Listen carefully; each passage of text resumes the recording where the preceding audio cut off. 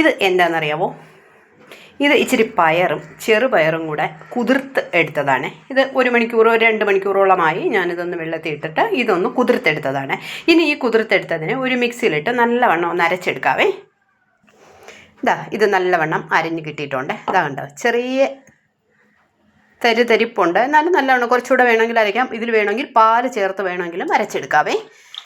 ഒരു നല്ലവണ്ണം നല്ല ഫൈനായിട്ട് അരച്ചെടുത്തിട്ടുണ്ട്. ഇനി ഇതിനെ ഒരു പാത്രത്തിലോട്ടൊന്ന് ഞാൻ മാറ്റട്ടെ.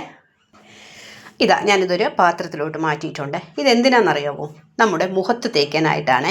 പണ്ട് മുതലേ ഉള്ള ഒരു ഇതാണ് ഈ പച്ചരിയും പയറുപൊടിയും ഒക്കെ നമ്മൾ മുഖത്ത് തേക്കുന്നത്. ഇപ്പം അതൊന്നുമില്ല. ഇപ്പം കുറേ ജെല്ലുകളും പിന്നെ കുറേ ക്രീമുകളും ഒക്കെയാണ് ആൾക്കാർ വാരി മുഖത്ത് തേക്കുന്നത്. അതൊക്കെ കുറച്ച് നേരത്തേക്ക് കാണും. അത് കഴിഞ്ഞ് നമ്മുടെ മുഖത്തിൻ്റെ ആ ഒരു ബ്രൈറ്റ്നെസ് അങ്ങ് മാറും.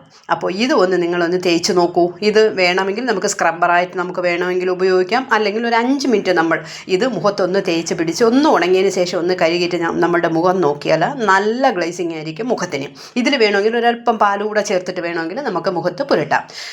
അങ്ങനെ നിങ്ങൾ എല്ലാവരും ഇങ്ങനെ ഒരു 2-3 ആഴ്ച ഇങ്ങനെ നിങ്ങൾ മുഖത്ത് ഈ ഒരു ക്രീം, ഇതൊരു ക്രീമാണ്, ശരിക്കും ഇതൊരു ക്രീമായിട്ടാണ് ഇരിക്കുന്നത്. ഈ ക്രീം ഒന്ന് തേച്ച് നോക്കൂ. നിങ്ങളുടെ മുഖത്തിൻ്റെ വ്യത്യാസം അറിയാൻ പറ്റും. ഓക്കെ.